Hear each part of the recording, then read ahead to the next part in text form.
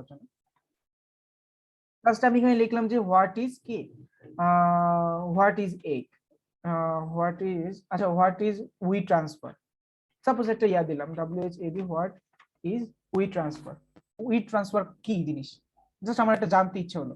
দেখেন we transfer নামে একটা কি আসছে, একটা লিঙ্ক আপনার কাছে চলে আসছে। আবার এখানে উই ট্রান্সফার সম্পর্কে একটা অ্যাবাউট আস সম্পর্কে চলে আসছে। তা আপনি জাস্ট একটা ক্লিক করলেন, ক্লিক করার পর কি হলো দেখেন, একটা সুন্দর একটা গোছালো একটা স্পেস আপনাকে নিয়ে আসলো। এই যে দেখেন অনেক গোছালো না, এই যে দেখেন এই যে একটা গোছালো যে একটা কনসেপ্ট যে আপনার সামনে এসে কি হলো উপস্থাপন করা হলো, এটাই কি বলা হয় কি হচ্ছে ওয়েবসাইটস। আর যখন আমরা এগুলো ডিজাইন করব আমাদেরকে কি বলা হবে, ওয়েব ডিজাইনার বলা হবে। আর আমরা কি করব, আমাদের কাজটাই হলো বা এই কোর্সে আমরা এটাই শিখবো যে কিরকম এরকম কি আকর্ষণীয় ওয়েবসাইট তৈরি করা যায়। ঠিক আছে, আচ্ছা ওয়েব ডিজাইনারের মধ্যে আর ওয়েব ডিজাইনার রেসপন্সিভ ওয়েবসাইটের মধ্যে পার্থক্য কি? নর্মাল ওয়েবসাইট আর রেসপন্সিভ। কারণ একটা বিষয় হলো আপনি যখন একটা ওয়েবসাইটকে দেখেন, দেখেন এই ওয়েবসাইট কিন্তু আমার এখানেও চলতেছে, তাই না? আপনি যদি এই লিঙ্কটা যদি আমি আপনাকে প্রদান করি, জাস্ট আমি মিটের মধ্যে যদি আমি এখানে দিয়ে দিই, আপনাদের কি এরকম আছে যে অনেকে মোবাইলে জয়েন করেছেন, তাই না? হ্যাঁ পাবেন। দেখেন আপনাদের মধ্যে অনেকে আছে কি এখানে মোবাইলে জয়েন করা বিদ্যমান, তাই না? এখন আপনারা যারা মোবাইলে আছেন, আমি যদি এই লিঙ্কটা দিয়েছি, আপনি যদি ক্লিক করেন সেম ডিজাইনটাই কিন্তু আপনারা দেখতে পাবেন, কিন্তু সেটাকে দেখতে পাবেন যে মোবাইলের মধ্যেও কি করা হয়েছে, অনেক গুছিয়ে কাজ করা হয়েছে।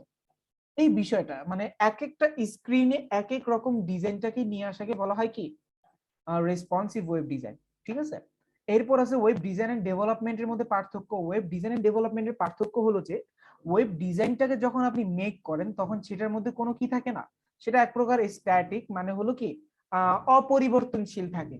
ঠিক আছে, তাকে পরিবর্তন করতে হলে তাকে মেইন ফাইলে গিয়ে অনেক কষ্টসাধ্য আকারে কি করতে হয়, মানে অনেক পথ পাড়া দিয়ে, যেটা বলে আর কি সাত সমুদ্র পার দিয়ে কাজগুলো করতে হয়। সেটাকে বলা হচ্ছে কি web design. And web development যেটা, সেটা হলো কি তেমন কিছুই করা লাগে না, জাস্ট কি করা থাকে, চেঞ্জ করার কিছু ফাংশনালিটিস থাকা থাকে, আপনি জাস্ট কি করেন ক্লিক করলেন চেঞ্জ হয়ে গেল। যেমন যদি আমি ডেভেলপমেন্টের একটা এক্সাম্পল দিই, সেটা হলো ফেসবুক। দেখেন ফেসবুকে প্রতিনিয়ত আপনি চাইলে পোস্ট করতে পারছেন, তাই না, কমেন্ট করতে পারছেন। এটার জন্য কি আপনার কোনো আহামরি কিছু জানা লাগতেছে? আপনার আহামরি কোনো শিক্ষারই কোনো প্রয়োজন নাই, জাস্ট আপনি জানেন যে আপনি এই বাটনে ক্লিক করলে কি হবে, কমেন্ট হয়ে যাবে। এই বাটনে ক্লিক করলে আমি একটা কি দিতে পারবো, রিয়াক্ট দিতে পারবো। তাহলে কিন্তু আপনি অলরেডি জানেন। এই জিনিসগুলোকে বলা হয় ডেভেলপমেন্ট, যার জন্য কি মানে একটা ওয়েবসাইটে পরিবর্তন আনার জন্য আপনাকে তেমন কিছুই করতে হচ্ছে না। আচ্ছা, এরপর যেটা হলো সেটা হলো ওয়েব ডিজাইনের মধ্যে আমরা প্রাথমিকভাবে যে ল্যাঙ্গুয়েজটা শিখি সেটা হলো HTML, হাইপারটেক্সট মার্কআপ ল্যাঙ্গুয়েজ। কি করা হয়, এটা দিয়ে একটা ওয়েবসাইটের স্ট্রাকচার তৈরি করা হয়। এটাকে আরো যদি সুন্দরভাবে যদি আমি উপস্থাপন করতে চাই, তাহলে এই যে একটা স্ক্রিনশট আমার এখানে আছে, সেটা আমি আপনাদেরকে দেখাই। সেটা হলো এই যে দেখেন, এখানে আপনারা একটা কি দেখতে পাচ্ছেন, তিনটা পার্সনকে তিন ভাবে দেখতে পাচ্ছেন। দেখেন একজন মানুষই কিন্তু এরা, ঠিক আছে, কিন্তু এই দেখেন এটা শুধুমাত্র কঙ্কাল। এটা দেখেন একবারে কি এই জামা কাপড় পরিধানরত অবস্থায় এবং কি চুলটাকে অনেক সুন্দরভাবে সাজানো গোছানো অবস্থায় একজন কি মানে পরিপাটি মানুষ। আরেকজন হলো কি একটু বর্তমান সময়কালের কি একটু অ্যাডভান্স স্টুডেন্ট, বা যেটা বলে আর কি একটু ইয়ো টাইপ অবস্থানে আছে সে। তাহলে এখন যে বিষয়টা হলো, এখানে তিনটা স্যাম্পল দেওয়া হয়েছে, তিনটা স্যাম্পলের উপরে কিন্তু মাথার উপরে একটা কি দেওয়া হয়েছে দেখেন তো, এই যে দেখেন এক একটা আইকন দেওয়া হয়েছে। এখন মানে হলো এটা হলো কি জানেন, এক একটা মানুষের বিবৃতি আকারে আপনাদেরকে বোঝানোর ট্রাই করা। সেটা কি হতে পারে, যেমন আমি একটু যদি দেখতে যাই, সেটা হলো যে আপনি যখন এই যে এখানে ক্লিক করতেছেন বা এই মানুষটাকে দেখতে পাচ্ছেন, একটা ওয়েবসাইটকে যখন মেক করা হয়, সেই ওয়েবসাইটের দায়িত্বরত অবস্থানে যাকে তৈরি করার জন্য কি করা হয়, ব্যবহার করা হয়, সে হলো এই HTML। মানে HTML ব্যবহার করার মাধ্যমে আপনি একটা ওয়েবসাইটের কি করতে পারবেন, এরকম একটা স্ট্রাকচার দাঁড় করাতে পারবেন। ঠিক আছে, এরকম একটা স্ট্রাকচার দাঁড় করানোর পরেও কিন্তু কি হয় না, একটা পরিপূর্ণ মানুষ, বা আপনি যদি বলে যে শুধু হাড্ডি ময়লা দিয়ে হাড্ডি দিয়েই কি করা হবে, মানুষকে পরিপূর্ণ করা যায়, এটা সম্ভব না। তাকে মাংসপেশি দিতে হবে, পরে কি দিতে হবে, চোখ দিতে হবে, জিহ্বা দিতে হবে, কত কিছুই তো রয়ে গেছে। তখন কি করতে হবে, তখন তাকে HTML এর যে প্রজেক্টটা, আমাদেরও যে HTML প্রজেক্টটা, সেটা শুধুমাত্র HTML এর যথার্থ না, আমাদের যে প্রজেক্টটা হবে তার মধ্যে আরো CSS এর প্রয়োজন পড়বে। মানে এই যে এই সাজানো গোছালো মানুষটাকে তৈরি করতে আমাদের আরেকটা ল্যাঙ্গুয়েজের সহায়তা নিতে হবে, সেটা হলো CSS। এবং এই মানুষের বিহেভিয়ার মানে এই মানুষটা কিভাবে চলাফেরা করবে, সেই মানুষটা কি খুবই ভদ্রভাবে চলবে নাকি না সে একটু দৌড়ঝাঁপ করবে, নাকি না সে কি করবে এরকম একটু চতুর টাইপের হয়ে চলাফেরা করবে, বা তার পরিধানরত অবস্থানটা কি হবে, সেগুলো ডিপেন্ড করে কে, এই জেএস মানে হলো জাভাস্ক্রিপ্ট। ঠিক আছে, আমরা তিনটা ল্যাঙ্গুয়েজই ধাপে ধাপে শিখবো। আমাদের বিগিনিং যে স্টার্টআপটা সেটা হবে আমাদের এইচটিএমএল। এর পরবর্তীতে আমরা খেয়াল নিজে করব, ফোকাস করব সিএসএস। এর পরবর্তী যে সেকশনটাকে আমরা করব সেটা হলো জাভাস্ক্রিপ্ট বা জেএস। ঠিক আছে, এই হলো কি আমাদের একটা সংক্ষিপ্ত আকারে একটা কোয়া। এরপর আমাদের আর কি কি রয়েছে একটু দেখি। Web design tools. Web design tools মানে কি জানেন? ওয়েব ডিজাইন টুলস এর বিষয়টা হলো যে আপনারা কি কি জিনিস ইউজ করা লাগবে। আহামরি কেমন কোন জিনিস ইউজ করা লাগে না, জাস্ট আপনাদের একটা জিনিসই লাগে, সেটা হলো কি একটা এডিটর লাগে, নোটপ্যাড প্লাস প্লাস। ঠিক আছে, আশা করি সবাই এটা ডাউনলোড করে নেবেন। নোটপ্যাড প্লাস প্লাস ডাউনলোড দিয়ে সার্চ করলে ওয়েবসাইট আছে, তাদের ওয়েবসাইটে গিয়ে কি করবেন, ভার্সন বেসড আপলোড ডাউনলোড করে ইনস্টল করে নেবেন। এই যে একেবারে লেটেস্ট ভার্সন 8.1.9.2। আচ্ছা, এখানে ভার্সন আছে 30 60 বিট, আপনার যেটা ভালো লাগে সেটা ইউজ করেন, কোনো সমস্যা নাই। আচ্ছা, এরপর যেটা হলো সেটা হলো ফাইল এক্সটেনশন কাকে বলে। আমরা যদি কোনো ফাইলকে কি করি, তৈরি করি, সেই ফাইলে একটা লিঙ্গভেদে পরিবর্তন আসে, সেই ফাইলটাকে সেই লিঙ্গভেদটাকে কি করা হয়, ফাইলের ভাষায় বা কম্পিউটারের ভাষায় এক্সটেনশন বলা হয়। যেমন দেখেন, আপনি একটা ইমেজ ডাউনলোড করেন, তখন সেই ইমেজটা কি হয়, জেপিজি, পিএনজি, জেপিইজি। আমরা ভিডিও সবসময় দেখি, তাই না? ভিডিওর মধ্যেও কিন্তু কিছু প্রকারভেদ রয়েছে, তাই না? যেমন MP4, MKL, web, web P, web P না, ওয়েব বি মনে হয়, এরকম কিছু কি আছে, অনেক রকমের এক্সটেনশন রয়েছে। তো সেক্ষেত্রে আমরা যখন কি করি, আমাদের ওয়েবসাইটের জন্য বা আমাদের ফাইল তৈরির জন্য বা HTML কে তৈরি করার জন্য যে ফাইলটাকে আমরা ক্রিয়েট করি বা মেড আপ করি, সেই ফাইলটাকে এক্সটেনশনকে বলা হয় HTML। সেটা কিভাবে তৈরি করা হয়, হয়তো আপনি কি করলেন, একটা নিউ টেক্সট ডকুমেন্ট নিলেন। আমরা সবাই টেক্সট ডকুমেন্ট নিতে পারি, তাই না? জাস্ট একটা মাউসের রাইট বাটন ক্লিক করে নিউ থেকে এই যে টেক্সট ডকুমেন্ট, জাস্ট আপনি এটা নিবেন। এটা নেওয়ার পরে আপনি আপনার নামটা চেঞ্জ করে দিবেন কি আকারে, এই যে সম্পূর্ণ নাম চেঞ্জ করে দিবেন। কি লিখে লিখলেন, কি যে কোনো নাম দিতে পারেন। আপনি এখানে দিলেন হ্যালো ডট এইচটিএমএল। এই যে খালি শেষে মুহূর্তে কি আসবে, ডট এইচটিএমএল টা লাগলে কি হয়ে যাবে, আপনার ফাইলটা এইচটিএমএল রূপান্তরিত হয়ে যাবে। এই যে যখনই আপনি ইন্টার প্রেস করলেন বা অ্যাক্টিভ করতে চাচ্ছেন, তখন সে আপনার কাছে একটা ইরর দিবে। ইরর না, এটা অ্যাকচুয়ালি ওয়ার্নিং। সেটা হলো যে আপনি যে এই যে এক্সটেনশন অ্যাড কি করছেন, এডিট করছেন, সেটার কারণে আপনার ইন্টারনাল যদি কোনো ফাইল এডিটেড করা থাকে, সেটা কি হয়ে যাবে, সেটা কারাপ্টেড হয়ে যাবে বা সেটা চেঞ্জ হয়ে যাবে। আপনি সেটা তাহলে আর কি করবেন, তাকে দেখতে পাবেন না। আপনি এটা পরিবর্তন করতে চাচ্ছেন কি না, আপনি বলবেন যে হ্যাঁ আমি পরিবর্তন করতে চাচ্ছি। এই যে দেখেন, আমার ফাইল ক্রিয়েট করা অলরেডি হয়ে গিয়েছে, ডান। এখন আমরা জাস্ট এই ফাইলটাকে মাউসের রাইট বাটন ক্লিক করে আমরা কি করব, এই যে নোটপ্যাড প্লাস প্লাস কে যখন ইনস্টল করেছি, ইনস্টল করার পরে আমাদের এই যে মাউসের রাইট বাটনে ক্লিক করবে বা যে কোনো ফাইলের উপর মাউসের রাইট বাটন ক্লিক করলে এখানে একটা ফাংশন কিন্তু অতিরিক্ত বেড়ে যাবে, edit with notepad plus plus. কিন্তু শর্ত কি, তার আগে আমাদেরকে এই সফটওয়্যারটা ডাউনলোড করে ইনস্টল করে নিতে হবে। এই যে আমি জাস্ট ক্লিক করলাম,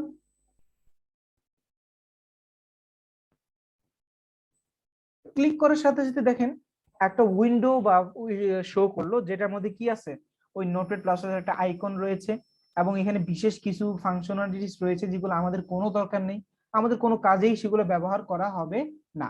আমরা কি করবো, আমাদের কাজগুলো শুরু হবে এই যে লাইন ভিত্তিক, মানে লাইন থেকে আমরা কাজগুলো শুরু করবো। আর HTML যে বিষয়টা হলো সেটা হলো একটা ল্যাঙ্গুয়েজ, কম্পিউটারের কি একটা স্ট্রাকচার মেড আপের একটা ল্যাঙ্গুয়েজ। স্ট্রাকচার কিভাবে তৈরি করা হয় তার জন্য কি করা হয়, HTML কে ব্যবহার করা হয়। যেহেতু প্রতিটা সেক্টরে কি করা লাগে, কিছু ফাংশনালিটিস অথবা কিছু সফটওয়্যার লাগে। যেমন আপনি যদি গ্রাফিক শিখতে চান, আপনাকে কি করতে হবে, ফটো এডিটিং এর কিছু সফটওয়্যার আছে বা ওই যে অবজেক্ট বানানোর কিছু সফটওয়্যার আছে, সেগুলো শিখতে হবে। কিন্তু ওয়েবে যখন আমরা কাজ শিখতে যাব, তখন আমাকে কি করতে হবে, ওয়েবের স্ট্রাকচার তৈরি করার জন্য আমাকে জাস্ট একটা ল্যাঙ্গুয়েজ শিখতে হবে। একটা ল্যাঙ্গুয়েজ না, কয়েকটা ল্যাঙ্গুয়েজ শিখে ও সমন্বয়ে আমরা ওয়েবসাইট তৈরি করব। আমাদের সর্বপ্রথম যে ধাপটা হবে সেটা হলো HTML। ঠিক আছে, এখন যে বিষয়টা সেটা হলো প্রতিটা ল্যাঙ্গুয়েজের কিছু কি আছে, নিজস্ব ধারাবাহিকতা আছে। যেমন আমাদের মাতৃভাষায় কি আছে, স্বরবর্ণ ব্যঞ্জন বর্ণ, যেটা অন্যান্য ল্যাঙ্গুয়েজের সাথে বা অন্যান্য ভাষার সাথে কি না একেবারেই মিল নয়। সেক্ষেত্রে আমাদের HTML এর কিছু বৈশিষ্ট্য আছে। তো সেটার মধ্যে একটা হলো HTML কে শুরু করা হয় লেস দেন, গ্রেটার দেন এবং less than slash greater than দিয়ে। আচ্ছা, আমি এতক্ষণ আলোচনা যে করলাম সেগুলোর মধ্যে আপনারা অনেকেই তো নতুন ছিলেন, সেটা হলো মুখলিসুর রহমান, রাকিব হাসান, আলী আকবর খান। শুনতে পাচ্ছেন আমাকে? জি ভাইয়া শুনতে পাচ্ছি। আচ্ছা, আমি যে এতক্ষণ আলোচনা করলাম সেগুলো কি বুঝতে পেরেছেন? জি, মোটামুটি বুঝতে পারছি। আমি আগেও অন্য একটা ভিডিও দেখছিলাম, সেই কারণে একটু আচ্ছা, আপনার নামটা কি জানি স্যার? আমার কালি কথা। আলী আকবর খান। আচ্ছা, তাহলে মোখলেসুর রহমান আর রাকিব হাসান ভাইয়া শুনতে পাচ্ছেন? আমি এগুলো জানি বেসিক্যালি। আচ্ছা যাক, আলহামদুলিল্লাহ, জানলে তো আলহামদুলিল্লাহ। আপনার নামটা? জি ভাইয়া বুঝতে পারছি। ওকে, তাহলে আশা করি আর কোনো ক্লিয়ার, আর কোনো মানে সবার সমস্যা হবে না। আমি তাহলে নেক্সটে আপডেট করতে পারি, মানে অগ্রসর হতে পারি আর কি।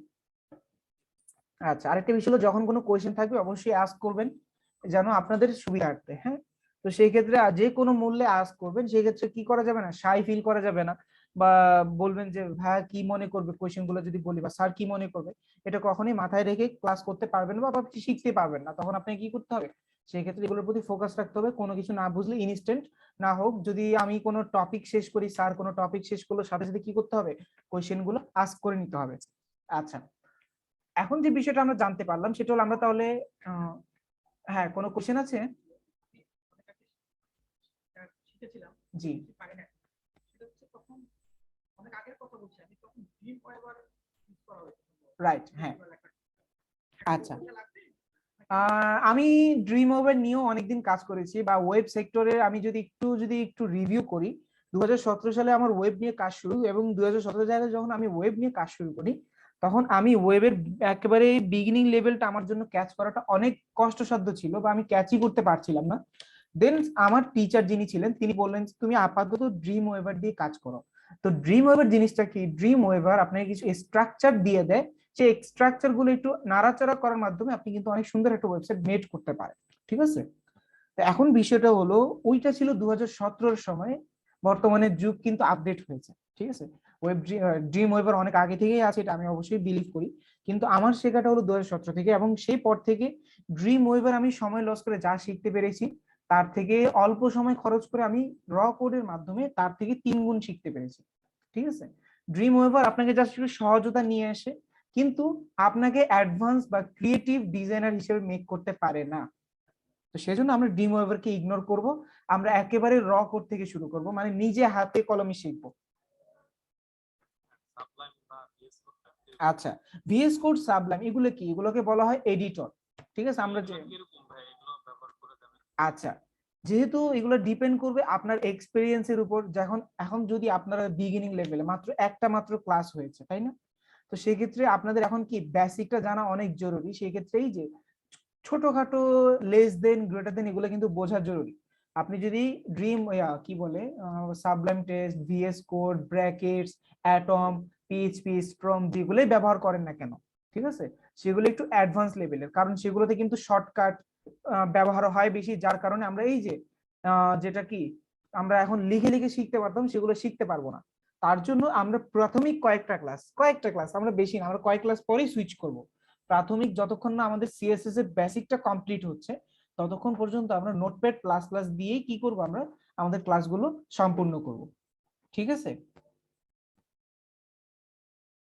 আর কোনো কোয়েশ্চেন? আর কোনো কোয়েশ্চেন আছে? আসসালামু আলাইকুম ভাই। ওয়ালাইকুম সালাম।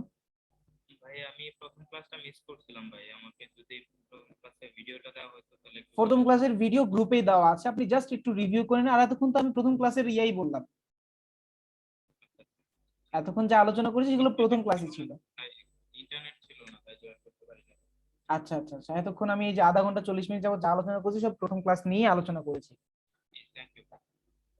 ওকে, এখন যে বিষয়টা হলো সেটা হলো, তাহলে আমাদের এখন শুরু করতে হবে কি দিয়ে, যেহেতু আমরা লেস দেন গ্রেটার দেন দিয়ে শুরু করেছি, আমাদের কাজগুলো কি করতে হবে, ওইভাবে শুরু করতে হবে। তার মানে আমরা এসটিএমএল রিলেটেড যত কাজগুলো করব সেগুলোকে শুরু করতে হবে লেস দেন গ্রেটার দেন, less than slash greater than দিয়ে, এবং শেষ করতে হবে এই যে এরকম অনেকটা। এখন কথা হলো, এইগুলোর ভিতর আমাদের শুরু করতে হবে, যেহেতু এইচটিএমএল দিয়ে শুরু করছি, এইচটিএমএল এখানে শুরু করলাম, আবার এখানে গিয়ে শেষ করতে হবে এইচটিএমএল লিখে। তো এখানে এসটিএমএল দিয়ে শুরু করলাম, এখানে এসটিএমএল দিয়ে শেষ করলাম। আমাদের এখন নেক্সটে যা কাজ হবে সবগুলো এই যে এই দুটোর মাঝখানে ইন্টারনালি হবে। এবং এই দুটো মাঝখানে গ্যাপটা যে আমি আনলাম সেটা মাত্র ইন্টার প্রেস করবে। আমাদের কিবোর্ডে কি আছে, একটা বড় করে একটা কিবোর্ড দেওয়া আছে ইন্টার, তাই না? ওই ইন্টার প্রেস করে আপনি কি করতে পারেন, একটা একটা করে নিচে আনতে পারেন। এই যে যত প্রেস করবেন তত নিচে যাবে। আচ্ছা, তো এখন যে বিষয়টা সেটা হলো আমরা HTML লেখা শিখলাম। HTML যখন আপনি লিখলেন তার মধ্যে কিন্তু দুটো অন্তর্ভুক্ত আবার দুটো ভাগ বিভাজন হয়ে যায়। সেটা হলো কিভাবে, যেমন দেখেন আপনি একটা ওয়েবসাইটে জয়েন করেছিলেন, তাই না? এই যে উই ট্রান্সফার কি জিনিস এটা জানার জন্য একটা জিনিস খেয়াল করেন, উই ট্রান্সফারের এখানে একটা লোগো রয়েছে, এখানে কিছু ফাংশন রয়েছে, নিচে গেলে স্ক্রল বার রয়েছে, কিন্তু এই যে দেখেন উপরে গেলেও কিন্তু কিছু কার্যক্রম তারা আরো করেছে। একটা হলো একটা আইকন এনেছে, সাথে তারা কি করেছে, টাইটেল বার বা একটা কি বলে হেডলাইন এনেছে, যেটা আমাদের কাজের জন্য ব্যবহার করতে হবে।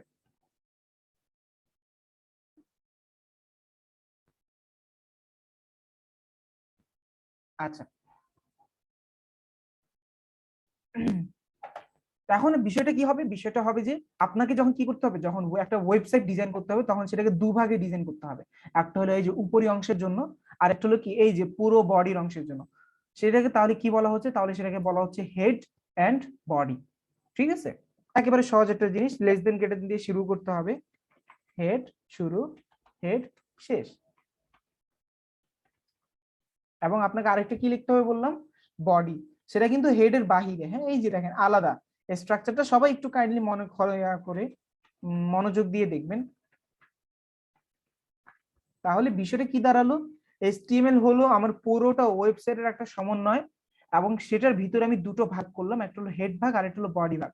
হেড ভাগের ভিতরে এখন আমি কিছু কাজ করব, এবং বডি ভাগের ভিতরে যা যা কাজ করবো আমি সেগুলো করবো। হেড ভাগের ভিতরে আমরা কি কি করতে পারি, যেমন টাইটেল বা আইকন অনেক কিছুই দিতে পারি। তাহলে আমরা জাস্ট একটা টাইটেল নিয়ে আসি আজকে। যেমন এখানে টাইটেল আনার জন্য হেড ভাগের ভিতরে জাস্ট একটা লিখবো, সেটা হলো TITLE, টাইটেল। TITLE, title. এখন আপনি এখানে যেটা লিখবেন সেটাই লিখলে কি হয়ে যাবে আপনার, এটা সেভ আকার হয়ে যাবে। যেমন আমি এখানে লিখলাম ওয়েলকাম টু UI ল্যাব। আমি এবার এখানে আপনাদের ইয়াও দিয়ে দিলাম 2113। আচ্ছা, আপনি যখন কোনো এডিট করেন অবশ্যই তাকে তো সেভ করতে হবে, এটা আমরা সবাই জানি, এটা একটা বেসিক রুলস। কোনো জিনিস চেঞ্জ করতে গেলে, চেঞ্জ করার পর অবশ্যই তাকে কি করতে হবে, সেভ করতে হবে। সেই সেভটা কিন্তু আমরা খুব সহজে করতে পারি কি, Ctrl+S দিয়ে, Ctrl+S, সেভ। আমি এটাকে সেভ করলাম। সেভ করার পর আমার এই যে রেজাল্টটা, আমি যে একটা জিনিস লিখেছি সেটার রেজাল্টটা আমি কোথায় পাবো, সেই রেজাল্টটা পাওয়ার জন্য আমাকে জাস্ট যেতে হবে কোথায়, এই যে আমি ফাইলটা কোথায় সেভ করেছি সেখানে। এই যে ফাইলটা আমি এখানে সেভ করেছি, আমি জাস্ট এখানে ডাবল ক্লিক করলে দেখবেন যে মজিলা ফায়ারফক্সে এই জিনিসটা কি হয়ে যাবে, তৈরি হয়ে গিয়েছে। এবং সেই জিনিসটা আমি এখানে যেটা লিখেছি, এখানে যেটা লেখেন ওয়েলকাম টু UI ল্যাব 2113। ঠিক আছে, তাহলে আপনি তাহলে টাইটেল বার আজকে শিখিয়ে ফেললেন, টাইটেল বার কিভাবে কাজ করছে। আইকন আমরা আনতে পারবো, কিন্তু আইকনটা আমরা আজকে আনবো না, কারণ আইকন আনার জন্য আমাদের ইনক্লুডেড আরো কিছু জিনিস আমাদের জানতে হবে। সেটা জানার পর আজকে ক্লাস শেষে হয়তো আমরা আইকন কিভাবে আনতে হয় সেটা দেখবো। আপনি এখন কি করলেন, আপনি এখন এই যে টাইটেল কিভাবে, হ্যাঁ বলেন। মাছটাকে যদি একটু মার্ক করে একটু বড় করে মানে ভালো হতো। মাউসকে তো মার্ক করা যায় না, হেডার পার্টকে তো মার্ক করা একটু টাফ। তারপর আমি ইমেজ আকারে সেভ করে না হলে ইয়া করি, সেটা হলো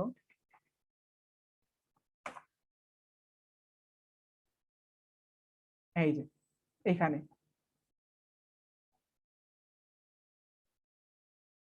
এটাকে তো জুম করা যায় না মনে হয়, না এটাকে জুম করা যাচ্ছে না।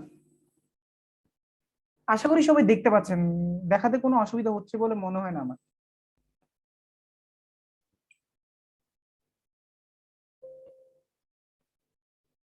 আচ্ছা, লেখা তো সবাই দেখতে পাচ্ছেন না, আমাদের লেখাটাই কিন্তু মুখ্য বিষয়। এখানে ডিজাইন কি আসছে জাস্ট দেখলেই হলো যে ডিজাইন কিছু একটা আসছে।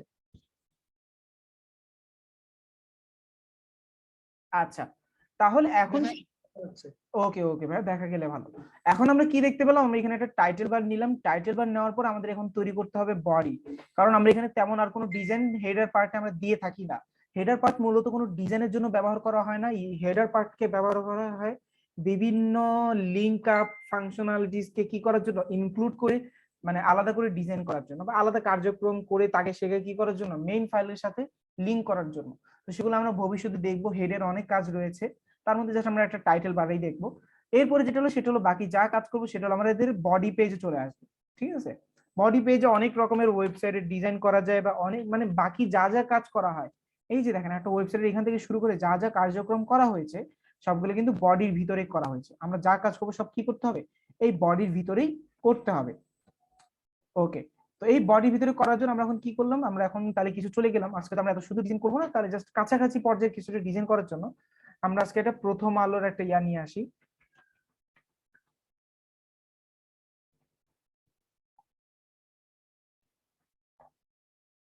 ডার্ক মোডটা মনে হয় অফ করে দিলে ভালো হয়।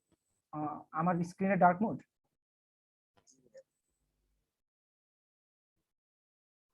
মানে গুগল ক্রোমের বোধ হয় নাকি, এমনিতে এখানে তো পুরোটা হোয়াইট মোডই চলতেছে। জি জি, গুগল ক্রোম। এখন তো এটার ফাংশনালিটিস কোথায় আছে আমার জানাও নেই। আচ্ছা সমস্যা নেই, এই যে প্রথম আলো আবার ঠিক মতো কাজ করে সবগুলোই তো। আচ্ছা ইয়াটা ফেসবুকে তো কাজই করছি না আমরা। ভাইয়া আপনার সাউন্ডটা মাঝে মাঝে কম আসতেছে ভাইয়া। আচ্ছা আমার সাউন্ড কম আসতেছে তাই না, সবারই কি সেম প্রবলেম হচ্ছে? না ভাইয়া, না না না না ভাই। আচ্ছা আচ্ছা সমস্যা নেই, ঠিক আছে। আমি সাউন্ডটা আমি মাউথটা আরেকটু ইয়া সামনে নিয়ে আসছি, সম্মুখে নিয়ে আসছি, আশা করি সমস্যা হবে না। আচ্ছা এখন ভিডিওটা যে বিষয় হলো সেটা হলো এই যে দেখেন এখানে একটা কি আছে, একটা এই যে দেখেন একটা হেডলাইন আছে। হেডলাইনের সাথে একটা সে তো একটা ভিডিও না ইমেজ, আচ্ছা এটা একটা ইমেজ দিয়েছে। আমি চাইলে এই ইমেজটাকেও ডাউনলোড করতে পারি, ডাউনলোড করে ইউজ করতে পারি। এরপর এই যে এখানে কি আছে, এখানে অনেক বড় একটা সুন্দর একটা কি আসছে, লেখা আসছে। তাহলে এই জিনিসগুলো আমি একটু সেভ করতে চাচ্ছি, সেটা হলো আমি এখন হেডলাইন ব্যবহার করব। এই হেডলাইনটা ব্যবহার করার জন্য HTML এর ভিতরে কিছু কি আছে, কিছু নিয়মাবলী বা কিছু কোড আছে, ঠিক আছে। সেই কোডগুলোকে কি বলা হয়, সেই কোডগুলোকে হয়তোবা ট্যাগ, হয়তোবা এলিমেন্ট, হয়তো অনেক নামে আপনারা জানবেন না, হয়তোবা ট্যাগ সম্পর্কে জানবেন, মানে সেই কোডের অথবা কোড অথবা এলিমেন্ট, ঠিক আছে। অনেকভাবে তাকে আপনারা জানতে পাবেন। তো সেগুলো মুখ্য বিষয় না, মুখ্য বিষয় আমরা আজকে একটা নতুন জিনিস শিখছি যেটাকে দিয়ে কি করা হবে, HTML এর হেডলাইন তৈরি করার কাজে ব্যবহার করা হবে। তো হেডলাইন তৈরি করার জন্য আমাদের যে ট্যাগটা রয়েছে সেটাকে বলা হয় H1, মানে হেডলাইন 1 সংক্ষিপ্ত রূপ। জাস্ট কি লিখলেন H1, শুরু করলেন শেষ করতে হবে, যেটা বললাম প্রতিটা ট্যাগের কি হবে, শুরু শেষ হবে। আমি জাস্ট সে ইয়া করলাম, কপি করেছিলাম ওখান থেকে, এখন এখানে জাস্ট পেস্ট করে দিলাম। পেস্ট করে দেওয়ার সাথে সাথে কি হয়ে গেল, এই যে দেখেন আমি এটা ফাইল লিঙ্কটাও চলে আসলো। আমি এটাকে কি করে দিলাম, সেভও করলাম। সেভ করার পর আমি এখন কি করলাম, এখানে গিয়ে আমার পেজটা কিন্তু অলরেডি আমি ওপেন করে রেখেছি, আমি এখন জাস্ট কি করবো, পেজটাকে রিলোড করব।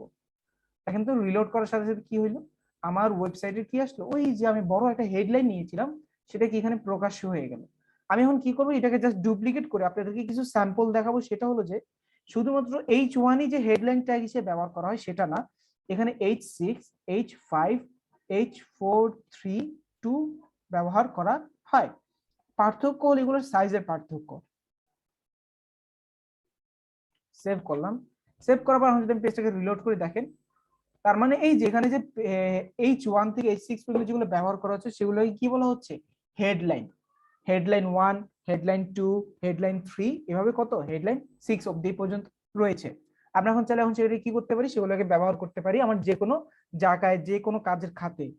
এখন আরেকটা কোয়েশ্চেন এখানে থাকতে পারে, সেটা হলো যে H1, H2 ব্যবহার করার মাধ্যমে আমরা কি করতে পারছি, একটা নির্দিষ্ট পরিমাণের ফন্টের সাইজ দেখতে পাচ্ছি। এই লেখাগুলোকে আমরা ইংরেজিতে ফন্ট বলে থাকি, হ্যাঁ। আমরা এগুলো সাইজ গুলো দেখতে পাচ্ছি। এখন যে বিষয়টা আমি বলতে চাচ্ছি সেটা হলো যে আমি কি কাস্টম, মানে আমার মন মাতানো সাইজকে আমি ব্যবহার করতে পারবো কিনা, সেটা করতে পারবো, সবকিছুই করতে পারবো। আমরা এই ফন্টের লেখাও চেঞ্জ করতে পারবো, ফন্টের লেখার কালারও চেঞ্জ করতে পারবো, কিন্তু তার জন্য আমাকে একটু অপেক্ষা করতে হবে CSS আসা পর্যন্ত, ঠিক আছে। কিন্তু যতক্ষণ আমরা CSS পাচ্ছি না ততক্ষণ আমরা কি করবো, এই যে হেডলাইন গুলোকে দিয়েই সাইজ গুলো ব্যবহার করার মাধ্যমে আমরা এগুলো ব্যবহার করব। H1 নিলাম, H1 এর পরে কি আছে আমরা জাস্ট একটু দেখে আসি। প্রথম আলোর নিউজটা কোথায়, এই যে এটা, এখানে একটা ইমেজ প্রদান করেছে, তাই আমি জাস্ট একটু এই যে ওপেন ইমেজ এর নিউ ট্যাবে গিয়ে আমি ইমেজটা ডাউনলোড করে নিই। সেভ ইমেজ অ্যাজ, অনেক বড় ইমেজ, আমি জাস্ট কি দিলাম কিউ, নাম না আপনি যেটাই দেন কোনো সমস্যা নাই। কিউ নামে একটা ইমেজ সেভ করলেন। এখানে একটা সমস্যা হবে, কি সমস্যা আমি এখন আগেই বলে দিই, সেটা হলো যেমন দেখেন আমরা একটা ওয়েবসাইট মেক করি, একটা ওয়েবসাইটে কিন্তু শুধুমাত্র যে একটা ফাইল দিয়েই কিন্তু ওয়েবসাইট তৈরি হয় বিষয়টা এমন না, কখনোই করা যায় না। একটা ওয়েবসাইটের মিনিমাম অনেক ফাইল হয়ে থাকে।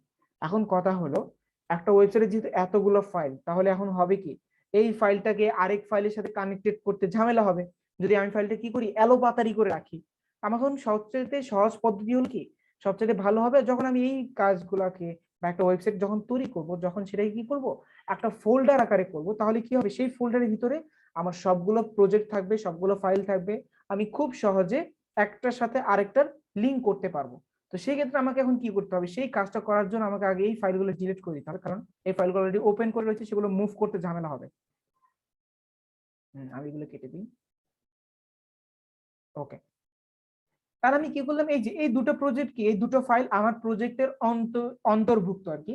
আমি এখন একটা ফোল্ডার ওপেন করলাম, এই ফোল্ডারের নাম দিলাম কি, আজকে ক্লাস নাম্বার 2 ধরলেন, হ্যাঁ, ক্লাস 2। আমি এখন এগুলাকে মুভ করলাম, জাস্ট আমি যে ইয়া করলাম, সিলেক্ট করে এই যে মুভ করে দেওয়ার দ্বারা কি হলো, আমার এখন ফাইলগুলো একটার সাথে কি হয়ে গেলো, সবগুলো থেকে আলাদা, মানে ডিফারেন্ট হয়ে গেল। এখন তাহলে আমাকে কি করতে হবে, এই একটার সাথে আরেকটার বোঝাপড়া করাতে খুবই সহজ হবে। আচ্ছা, তা আমি এখন কি করলাম, এটাকে আবার নোটপ্যাড প্লাস প্লাসে ওপেন করলাম এবং এটাকে আমার ইয়াতে ওপেন করলাম, মজিলা ফায়ারফক্স। এই যে, ঠিক আছে। এখন যে বিষয়টা হলো সেখানে তাহলে আমরা একটা নতুন জিনিস দেখবো, সেটা হলো একটা ওয়েবসাইটের মাধ্যমে ইমেজ কিভাবে আনা যায়। একেবারে সহজ একটা জিনিস। তার জন্য আপনাকে কি করতে হবে, জাস্ট একটা নতুন ট্যাগের সাথে পরিচিত হতে হবে, যাকে বলা হয় IMG ইমেজ। লিখলাম আমি, তাই না? লেখার পর আমি এটাকে সেভও করলাম, কিন্তু যদি আমি এখানে রিলোড করতে চাই, দেখেন কোন ইমেজ কি আপনি দেখতে পাচ্ছেন? আমি আশাবাদী কেউই কোনো ইমেজ এখানে দেখতে পাচ্ছেন না। তাহলে এখন একটা ইমেজ যদি আপনি আনতে চাচ্ছেন, তাহলে সেই ইমেজটাকে আপনি কিভাবে আনতে পারেন? এখন এখানে যে বিষয়টা হলো, আমি তো বললাম এখানে ট্যাগ লিখলেই কাজ হয়ে যাবে, কিন্তু ইমেজ ট্যাগ শুধুমাত্র ইমেজ ব্যবহার করার দ্বারা আপনি একটা ইমেজকে আনতে পারবেন না, কারণ কি, সেটার মধ্যে কোনো স্পেসিফিকেশন থাকবে না। এখন যদি বলি যে আমার এই ফোল্ডারে তো 10টা পিক থাকতে পারে, তাই না? ইমেজ তো আমার 10টাও আসতে পারে, ফর এক্সাম্পল আসতেই পারে। এখন কথা হলো, তাকে আমাকে আরো স্পেসিফিকেশন করে বলে দিতে হবে যে আমি কোন ইমেজটা আমি তার কাছে চাচ্ছি। এখন এই স্পেসিফিকেশনটা করার জন্য আমাকে কি করতে হবে, এই ট্যাগের ভিতরে বা এই কোডের ভিতরে আমাকে আরো কিছু কোডের সহায়তা নিতে হবে। এখন এখানে একটা অ্যালগোরিদম বুঝেন, অ্যালগোরিদম না, এটা জাস্ট একটা ইয়া বুঝেন, সেটা হলো যে খাতা কলমের ইয়া, যেটা বলে নোট ডাউনের যে ইন্ট্রোডাকশন যেটা বলে, সেটা হলো যে অনেক ট্যাগ রয়েছে যেগুলো নিজেরা স্বয়ংসম্পূর্ণ না, তাদেরকে স্বয়ংসম্পূর্ণ করতে গেলে তাদের ইন্টারনাল মানে তাদের অন্তর্গত স্থানে গিয়ে আরো কিছু ট্যাগ কি করা হয়, ব্যবহার করা হয়ে থাকে। তাদেরকে কি করা হয়, তাদেরকে এলিমেন্ট বা অ্যাট্রিবিউট ট্যাগ বলা হয়, ঠিক আছে? এগুলো হলো নরমাল ট্যাগ। আর এই যে এইগুলোর ভিতরে যাদেরকে আমি এখন ব্যবহার করব, তাদেরকে বলা হবে কি, অ্যাট্রিবিউট ট্যাগ। অ্যাট্রিবিউট ট্যাগের মধ্যে যেমন ইমেজ ট্যাগকে কি করার জন্য, ইমেজ আনার জন্য যখন অ্যাট্রিবিউট ট্যাগ ইউজ করতে হবে, তখন আমাকে এখানে লিখতে হবে সোর্স। সোর্সের শর্ট ফর্ম হলো SRC। এখন বিষয়টা হলো নরমাল ট্যাগের ব্যবহার করার যে rules, less than, greater than, attribute ট্যাগের ব্যবহারেরও কি আছে, আলাদা একটা রুলস রয়েছে, সেটা হলো ইকুয়াল, ডাবল কোটেশন, ঠিক আছে? এখন আপনি কি করলেন, ইমেজ সোর্স করলেন, এখন আপনাকে কি করতে হবে, ওই যে ইমেজ যে আপনি একটা নিয়েছেন, সেই ইমেজের একটা নামকরণ করে দিতে হবে এখানে। তাহলে এই নামটা আমি দিয়ে দিই, ওই নামটা কি ছিল এখানে, qq.png। তাহলে আমি এখানে লিখলাম qq.png, সেভ করলাম, Ctrl+S, ঠিক আছে? সেভ করার পর আমি যদি এখন পেজটাকে একটু রিলোড করি, দেখেন তো ইমেজটা কি ইয়া কিনা, দেখতে পাচ্ছেন সবাই আশা করি, তাই না? এই যে দেখেন এখানে হেডলাইন আসছে, এখানে আপনার একটা কি ইমেজও রয়ে গিয়েছে, তার মানে আপনি সবাই পাবলিকলি দেখতে পাচ্ছেন। এখন যেটা হলো সেটা হলো যে ইমেজ আপনি আনতে পারলেন, আমি চাচ্ছি যে ইমেজের সাইজটাকে নিয়ে একটু কি করব, নাড়াচড়া করাবো, মানে ইমেজের সাইজটা একটু ছোট মনে হচ্ছে আমার কাছে, আমি চাচ্ছি একটু বড় করব। তো সেটাও করার জন্য কি করতে পারেন, আপনি চাইলে কিছু অ্যাট্রিবিউটের সহায়তা নিতে পারেন আরো। সেটাকে আপনি বলতে পারেন যে উইথ মানে কি, পার্শ্বতা, তার কি কতটুকু পার্শ্বতা হবে, তো সেই উইথের মধ্যে আপনি একটা নির্ধারক সাইজ করে দিতে পারেন। বললেন যে আপনি কি করবেন, 200, জাস্ট বললেন, রিলোড করলাম, দেখেন 200 পরিমাণ জায়গা, মানে 200 একটা কি আছে, একটা জায়গার নাম, যাকে বলা হয় ইউনিট, ঠিক আছে, ইউনিট নিয়ে আমরা বিস্তারিত আলোচনা করব। এখন জাস্ট এতটুকু জানেন এটাকে কি করা হচ্ছে, পিক্সেল সাইজে কাজ করা হচ্ছে। তা আমি 200 জায়গায় আমি দিলাম 600, ওই যে আগের সাইজে ফিরে আসছে। তাহলে আগের সাইজটাই ছিল 600, এখন আমি কি করলাম 1000 করে দিলাম। দেখেন তো ফাইল সাইজটা কি হয়ে গেল, আমার ইমেজের সাইজটা যেটা সেটা একটু বড় হয়ে গেল। এখন ধরলেন কোনো কারণবশত আপনার ইমেজটা দেখা যাচ্ছে না, আপনি এটা কি করলেন, ইমেজ আপনি ইউজ করলেন কিন্তু সেই ইমেজটা এখন আর আসছে না কোনো কারণবশত, হয়তোবা তার ইন্টারনেট কানেকশন স্লো, যার কারণে ইমেজটা লোড নিচ্ছে না, মানে দেখা যাচ্ছে ইমেজের জায়গাটা খালি, স্পেসটা খালি। এখন আপনি চাইলে এটার কি করতে পারেন, এটারও একটা সেকেন্ডারি অপশন রাখতে পারেন, ঠিক আছে, যেটাকে বলা হয় অল্টারনেটিভ ওয়ে, তাই না? Alternative way. তো অল্টারনেটিভ ওয়েটা এখানে তৈরি করা হয় অনেকটা সহজে, জাস্ট এখানে লিখতে হবে ALT, ঠিক আছে। জাস্ট আবার ইকুয়াল ডাবল কোটেশন দিয়ে এখানে বললেন যে কি, এখানে বললেন যে দুটো মানুষ বসে রয়েছে, ঠিক আছে, দুইজন মানুষ বসে রয়েছে, এটাকে জাস্ট সেভ করলেন। সেভ করার পর এখন এটা তো আপনার প্রতি, এটা তো এখন দৃশ্যমান, তাই না? এটা আপনারা সবাই দেখতে পাচ্ছেন। এখন আপনারা তো আর কি করতে পারবেন না, এই লেখাটা দেখতে পাবেন না। এই লেখাটা তৈরি করা হয়েছে মাত্র অল্টারনেটিভ ওয়েতে, কোনো কারণে যদি ইমেজকে আপনারা না দেখতে পান। যেমন এখন যদি আমি কি করি, এই যে এখানে কিছু ভুল আনি, যেমন আমি এখানে কি দিলাম, আমার ইমেজের নামটা ভুল দিলাম, তাহলে আমার ইমেজটা এখন দৃশ্যমান হবে না, উদীয়মান হবে না। তখন আমাকে কি করবে, এখন যদি আমি একটু রিলোড করি, তখন দেখেন ওই ইমেজের জায়গাটাকে কি করছে, জাস্ট একটা বোঝানোর জন্য এখানে একটা ইমেজ ছিল, যে ইমেজটা এখন শো করছে না, সেই ইমেজটা অ্যাকচুয়ালি কি রয়েছে, সেটা হলো এই সাবজেক্ট বেসড ইমেজটা রয়েছে, সেটা হলো যে দুজন মানুষ বসে রয়েছে। বিষয়টা বুঝতে পারছেন, ইমেজ কিভাবে আদান প্রদান করতে হচ্ছে। এখানে একটা জিনিস নোটেট করে রাখেন, সেটা হলো আপনি এখানে যতগুলো কোড করলেন, HTML শুরু করলেন, HTML শেষ করলেন, হেড শুরু করলেন, হেড শেষ করলেন, এখানে টাইটেল শুরু, টাইটেল শেষ, বডি শুরু, বডি শেষ, H1 শুরু, H1 শেষ। কিন্তু আপনি এখানে ইমেজকে শুরু করছেন ঠিকই, কিন্তু আপনি এখানে কি ইমেজ শেষ করছেন, বা এরকম কোনো ট্যাগ দিছেন যে কি তুমি ইমেজ, ইমেজ কি করো তুমি শেষ করো, না, এমন কোনো ট্যাগ কিন্তু আপনি ব্যবহার করেননি, বা ব্যবহার না করলেও ব্যবহার করা ছাড়াই কি হচ্ছে, ওই ইমেজটা কার্যক্রম করতেছে। এখানে বিষয়টা হলো যে ইমেজ ট্যাগ কাজ কিভাবে করছে। তো এখানে কিছু ট্যাগের ভিন্নতা চলে আসে। ট্যাগ দুই প্রকার হয়ে থাকে, একটা হলো কি সিঙ্গেল ট্যাগ, একটা হলো ডাবল ট্যাগ। সিঙ্গেল ট্যাগ কাকে বলে, সিঙ্গেল ট্যাগ বলে হলো যে ট্যাগের শুরু এবং শেষ উভয়টাই কি বিদ্যমান, বা যাকে লেখার প্রয়োজনীয়তা বলা হয়। কিন্তু যে ট্যাগের কি আছে, শুধুমাত্র স্টার্ট আপ রয়েছে, ইন্ডিং নেই, তাকে বলা হচ্ছে সিঙ্গেল ট্যাগ। আপনারা যদি একটু গুগল করেন HTML অল সিঙ্গেল ট্যাগস, আপনারা তাহলে কি করতে পারবেন, এগুলোকে আলাদা করে ফিল্টারিং করে যাচাইও করতে পারবেন। HTML অল সিঙ্গেল ট্যাগস, এই যে দেখ, এটা না, এই যে HTML all HTML tag list, এটাও না বোধ হয়, না এটাও না,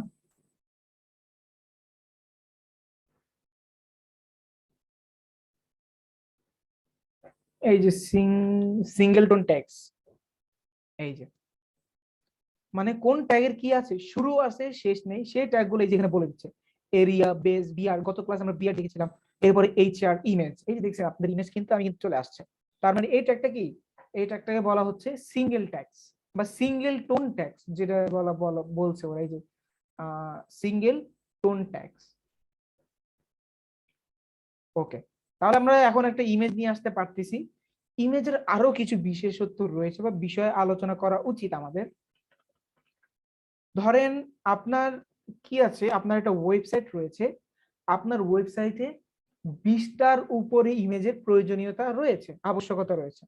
এখন আপনি যদি কি করতে চান, এই ফাইলের সাথে ইমেজগুলো রাখতে চান, তাহলে দেখা যাবে যে ফাইলও হবে 20টা, ইমেজ হবে 40টা, তাহলে দেখতে বিষয়গুলো কি হবে, অনেকটা অগোছালো হয়ে যাবে না? তখন আমরা কি করি, এই জিনিসটা যেন অগোছালো না হয়, আমরা ইমেজের জন্য একটা আলাদা করে একটা ফোল্ডারাইজ করে তাকে কি করি, ওই ফোল্ডারে ইনক্লুডেড করে রাখি। সেটা কি, ধরেন আপনি একটা ইমেজের নাম দিলেন বা একটা ফোল্ডার নাম দিলেন, যার নাম দিলেন কি IMAGE, ইমেজ। এখন জাস্ট ইমেজটাকে সেভ করলেন, সেভ করার পর আপনি জাস্ট এই যে আপনার ইমেজটাকে মুভ করে এখানে নিয়ে গেলেন, ঠিক আছে। আমি এটাকে রিফ্রেশ করলাম, কোনো পরিবর্তন নাই। যদি আমি এখানে নিয়ে যাই, দেখেন তো আমার ইমেজটা কি শো করছে, আমার এখানে কিন্তু নামটা কিন্তু কি সঠিক রয়েছে, তারপরও ইমেজটা কিন্তু এখানে দেখাচ্ছে না।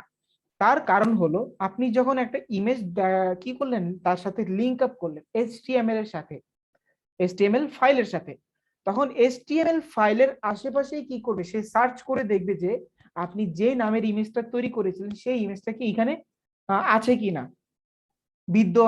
বিদ্যমান কিনা। এখন কথা হলো এখানে তো ইমেজটা নাই, তো এখন বিষয়টা হলো ইমেজটা তাহলে কোথায় আছে, তাহলে সেই পাথটা বা সেই জায়গাটাও আমাকে এখানে উল্লেখ করে দিতে হবে, বলতে হবে যে আমার ইমেজটা এই যে ইমেজ নামক একটা ফোল্ডারের ভিতরে আছে। তাহলে এখন কি করতে হবে, এই যে এখানে ইমেজ ফোল্ডারের নামটাও লিখে দিতে হবে, ইমেজ স্ল্যাশ, স্ল্যাশ মানে হলো কি করা, একটা ইন্টারপ্রেস বা মানে ইমেজের ফোল্ডারে ঢুকলেন, এরকম একটা ফোল্ডার ঢুকার পর পরবর্তী স্থানটা কি সেটাকে বলা হচ্ছে স্ল্যাশ। তাহলে দেখেন এখানে কি হলো, ইমেজকে লিখলেন, ইমেজকে লেখার সাথে সাথে কিউ কিউ বা ইমেজের নামটা দিলেন। এখন যদি আমি পেজটাকে রিলোড করি, দেখেন তো সাথে সাথে ইমেজটা কি হয়ে আসছে, আমার এখানে দৃশ্যমান হয়ে আসছে। এই যে একটা প্রসেস, মানে কি একটা ফোল্ডারের নামটাকে করণ করে বা নামটাকে উল্লেখ করে আরো একটা ফোল্ডারাইজ করা, এই জায়গাটাকে বলা হয় পাথ লাইন। আমি একটু লিখে দিই, সেটা হলো আমি এখানে লিখে দিচ্ছি PATHLINE, পাথ লাইন, ঠিক আছে, বা সংক্ষেপে পাথ। এটাকে কি বলা হচ্ছে, পাথ বলা হচ্ছে। তার মানে হলো আপনার যতগুলো ফোল্ডার হবে সবগুলো ফোল্ডারের নামগুলোকে উল্লেখ করে দেন আপনাকে কি করতে হবে, আপনার ইমেজের নামটাকে বলতে হবে, ঠিক আছে। এটাকে বলা হয় নরমাল পাথ লাইন। আবার আরেকটা আছে reverse path line. Reverse path line কি জিনিস, রিভার্স পাথ লাইন হলো, সাপোজ ধরলেন আপনার একটা ইন্ডেক্স ফাইল, বা আমি ডেস্কটপে গেলাম, ক্লাস 2 এর যে ইন্ডেক্স ফাইলটা না, ইন্ডেক্স ফাইলটা আমি কি করলাম জানেন, আমি একটা ফোল্ডারের ভিতর রাখলাম, বললাম যে স্যাম্পল বা এক্সাম্পল, আমি স্যাম্পল লিখি। স্যাম্পল লেখার পর আমি কি করলাম, এই যে এখানে আমি একটা hello.html নিলাম, এটাকে আমি একটু কাস্টমাইজ করি, এটাকে গিয়ে বললাম যে এটা আমার কি পেজ, এটা হলো আমার দ্বিতীয় পেজ, প্রকৌশলী 2, ঠিক আছে, 2 দিলে তো আমরা বুঝতে পারবো যেটা 2। এখন দেখেন এটা আমার 1 নাম্বার ইমেজ, কিন্তু আমি যদি এখন কি করি, ওইটাকে করি, ওপেন করি, কোথায়, এই যে এখান থেকে, তাহলে এটা এখন আমার কয় নাম্বার ইমেজ, এই যে এটা এখন আমার 2 নাম্বার ফাইল। এখন যে বিষয়টা হলো সেটা হলো যে আমি চাচ্ছি যে আমি এখন এই যে এই ফাইলের সাথে আমার এই ইমেজকে রিলেটেড করাবো, মানে রিলেশন করাবো। তার এখন কি করতে হবে, দেখেন আগের ফাইলটা কি হয়েছিল, আমার এখানে HTML ফাইল, আমাকে একটা ফোল্ডারের ভিতরে ঢুকার প্রয়োজন ছিল, আমি ফোল্ডারের ভিতর ঢুকেই কি করলাম, আমি আমার ওয়েবসাইটকে পেয়ে গেলাম, তাই না। এই যে এখানে কিন্তু আপনি আপনার যেটা সেটা হলো কি, আপনি আপনার ইয়াটা পেয়ে গেলেন, এই যে ইমেজটা পেয়ে গেলেন। কিন্তু এখন কি হলো বিষয়টা, এখন কিন্তু বিষয়টা উল্টো হয়ে গেল। যেমন দেখেন আপনার ফোল্ডারটা হলো এখানে, আপনার মেইন ফাইলটা হলো এখানে, কিন্তু আপনাকে কানেক্টেড করতে হবে কারখানে গিয়ে এক ধাপ পিছনে এসে। তাহলে এই এক ধাপ পিছনে আসার যে রুলসটা, সেটা হয় অনেক সহজভাবে, এই যে হ্যালো HTML 2 নাম্বার যেটা, সেটা হলো যে নর্মালি তো এখন qq.png হলো আমার অ্যাকচুয়াল ইমেজের নাম, কিন্তু এখন তাকে পাইতে হলে, যেমন দেখেন এই হলো আমার HTML ফাইল, এখন আমাকে পাইতে হলে একটা একটা কি হতে হবে, পিছনে যেতে হবে এক ধাপ। এই এক ধাপ পিছনে যাওয়ার জন্য আমার এখানে লিখতে হয় ডট ডট ব্যাকস্ল্যাশ। এক ধাপ পিছনে গেলেন, এক ধাপ পিছনে যাওয়ার সাথে সাথে যদি আমি এখন কি করলাম, আমার ওই যে 2 নাম্বার ওয়েবসাইটকে যদি আমি এখন রিলোড করি, দেখেন ইমেজটা চলে আসছে, আর ওই যে পাথ লিখেছিলাম যে এই যেখানে এই পাথ লেখাটা চলে আসছে, ঠিক আছে। আচ্ছা, এখন একটা কোয়েশ্চেন হলো, সেটা হলো ইমেজ আনা নেওয়া বা ইমেজ ওয়েবসাইটে আনা এবং পাথ দুটোটা সবার কাছে ক্লিয়ার কিনা। স্যার একটা কোশ্চেন ছিল স্যার। আচ্ছা, স্যার বাংলা লেখাটা কি দিলেই আসবে? হ্যাঁ দিলে আসবে।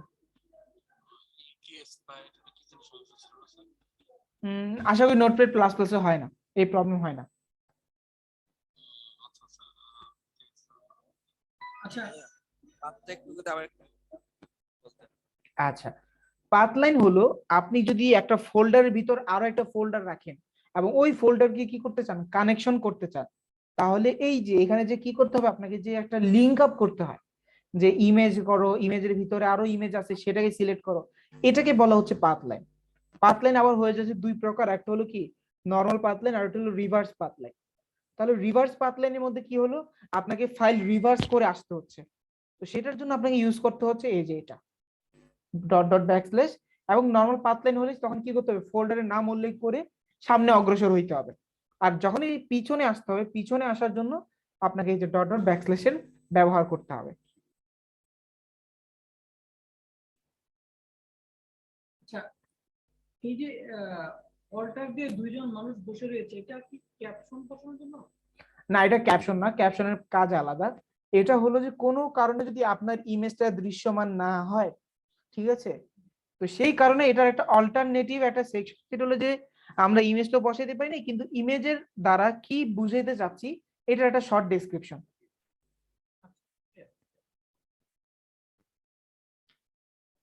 বাকিরা বলেন, কি সবাই বুঝতে পেরেছেন এই বিষয়টা? ভাইয়া ব্যাক পার্টটা বুঝতে পারিনি। আচ্ছা, রিভার্স পার্টটা বুঝেননি, আচ্ছা ওকে। রিভার্স পার্টটা একবারে সহজ, আরেকবার দেখেন। সেটা হলো যে নর্মালি কি হয়, আপনি তো একটা ফোল্ডারের ভিতরে ঢুকে ঢুকে কাজ করছেন, যেটা হলো নর্মাল পাথ। এই যে এটা দেখেন, এই যেটা আমার 1 নাম্বার ফাইল। কি হচ্ছে, আপনি ইমেজের ভিতরে একটা ফাইল রাখলেন, ইমেজের ভিতরে ফাইলটা রাখার দারুন, এখন আপনাকে কি করতে হচ্ছে, ওই ইমেজের বা ওই ফোল্ডারের নামটাকরণ করে বা নামটা উল্লেখ করে দেন আপনাকে ইমেজটা আনতে হচ্ছে, ঠিক আছে। আপনি আচ্ছা, আমি আর একটু ক্লিয়ার করে দিই। সেটা হলো আমি আরো কয়েকটা ফোল্ডার বানাই, ঠিক আছে। যেমন আমি এটাকে কাট করলাম, কাট করে নিয়ে আমি এখানে আরো ফোল্ডার বানালাম, আমি এখানে দিলাম 1 সাপোজ, হ্যাঁ। এরপর আবার এটার ভিতরে ঢুকলাম, এটার ভিতরে ঢুকে আমি বললাম যে 2। আবার এটার ভিতরে ঢুকলাম, এটার ভিতরে ঢুকে আমি এখানে আরেকটা ফোল্ডার নিলাম 3। এখন নেওয়ার পর এখন আমি কি করলাম, এখন এটার ভিতর আমি কি করলাম, আমার ইমেজটাকে আমি এখানে আনলাম। তাহলে একটা জিনিস খেয়াল করেন, আপনি যখন এই ইমেজটাকে দেখতে হচ্ছে আপনার, আপনি ইমেজটাকে দেখবেন জাস্ট, তাহলে আপনাকে কি করতে হচ্ছে, এই ইমেজের ভিতরে 1 2 3, 3 নাম্বারে গিয়ে আপনি ইমেজটা দেখতে পাচ্ছেন। তাহলে এই যে আপনার 3টা ফোল্ডার কি হচ্ছে, ঢুকতে হচ্ছে, একটার ভিতর আরেকটাকে প্রবেশ করতে হচ্ছে। তাহলে সেই প্রবেশ করার বিষয়টা তাহলে কিভাবে হলো, এখন আমাকে বলতে হবে কি, এখন যদি আমি এই যে এই ওয়েবসাইটটা বা আমি যদি এই লিঙ্কটাকে এখন যদি আমি কি করি, রিলোড করতে চাই, যেমন এই যেটা হলো কি আমার নাম্বার 1 পেজ, দেখেন তো ইমেজ কি আসছে, ইমেজ আসে নাই, তার মানে কি আমার পাথ লাইন ক্লিয়ার না। তাহলে আমাকে কি করতে হবে, ইমেজের পরে স্ল্যাশ আছে, স্ল্যাশের পরে আমাকে এখন দেখতে হবে যে ইমেজ ফোল্ডারের ভিতরে কি আমার ইমেজটা আছে কিনা। এটা বারবার ডিস্টার্ব করতেছে, হ্যাঁ। এই যে দেখেন, এই হলো আমার ক্লাস 2, এই যে ইমেজ ফোল্ডারের ভিতরে কি ইমেজ আছে, নাই, কিন্তু ইমেজ আছে এই যে 1 নাম্বার ফোল্ডারের ভিতরে। তাহলে আমাকে এখন কি করতে হবে, 1 নাম্বার উল্লেখ করে দিতে হবে, যেমন এই যে ইমেজের সাথে /1 স্ল্যাশ। এখন কত হলো, আপনি 1 নাম্বার লাইনেও ঢুকলেন, 1 নাম্বার পাথেও ঢুকিয়ে কি আপনি ইমেজটা পাচ্ছেন, পাচ্ছেন না। তাহলে এখানে কি আছে, এখানে একটা 2 আছে, তাহলে এখন 2 এর ভিতরে ইমেজ আছে। তাহলে এখন আমাকে কি করতে হবে, 2 স্ল্যাশ, ঠিক আছে। এখন দেখলাম যে ঠিক আছে, 2 এর ভিতরে গেলাম, 2 এর ভিতরে তো আমি ইমেজ পাচ্ছি না, ইমেজটা হলো 3 এর ভিতরে, তাহলে আমাকে এখন কি লিখতে হবে, 3 স্ল্যাশ। এখন যদি আমি খেয়াল করি, যদি দেখে আসি 3 এর ভিতরে কি, এই যে 3 এর ভিতরে ইমেজ। তাহলে এই যে দেখেন, এত বড় লাইন আপনি লিখলেন, লেখার পর যদি আপনি এখন এখানে রিলোড করেন, এই যে আপনার ওয়েবসাইটে দেখতে পাচ্ছেন, এটা হলো নর্মাল পাথ লাইন। কিন্তু এখন যদি আপনাকে এই যে সেম কাজটা যদি উল্টো হইতো, তাহলে আপনাকে কি করতে হইতো, 1 2 3 4, মানে 4টা ফোল্ডার ব্যাক করার জন্য আপনাকে করতে হইতো অনেকটা এইভাবে। এই যে আমি যদি এটাকে দিয়ে দেখাই, ডট ডট ব্যাকস্ল্যাশ, মানে ডট ডট ব্যাকস্ল্যাশ দেওয়ার দ্বারা আপনি এখানে বুঝতে পারবেন যে আমার এখানে কি হয়েছে, মাত্র একটা মাত্র ব্যাক হয়েছে।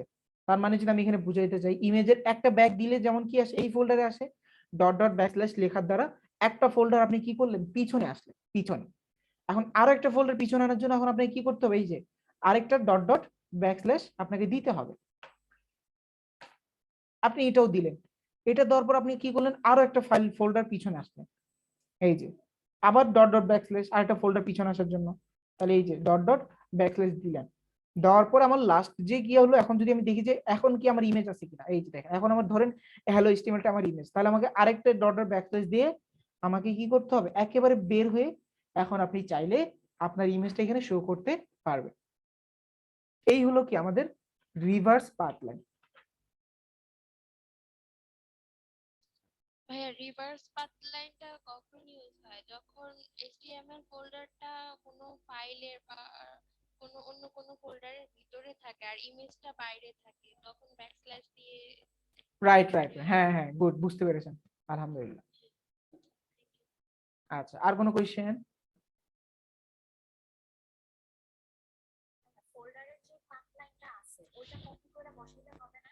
না, ওটা হবে না। কারণ কি, যেমন আপনি যদি এটা করেন, এই যে এখান থেকে জাস্ট এটা কপি করে দিয়ে দিলেন, সেটা হবে কি, সেটা আপনার কম্পিউটার বেসড কাজ করবে, কিন্তু দেখি কাজ করে কিনা। যেমন আমি যদি কি করলাম, hello.html এর ভিতরে ইমেজ আছে, ইমেজের ভিতরে আমার এই যে 1 2 3 এই ইমেজটা আছে।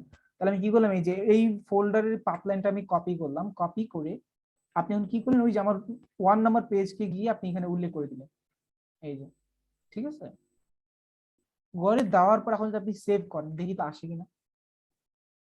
এই যেটা আমার কি নাম্বার 1 পেজ, আসে নাই, সে কিন্তু কাজ করবে না।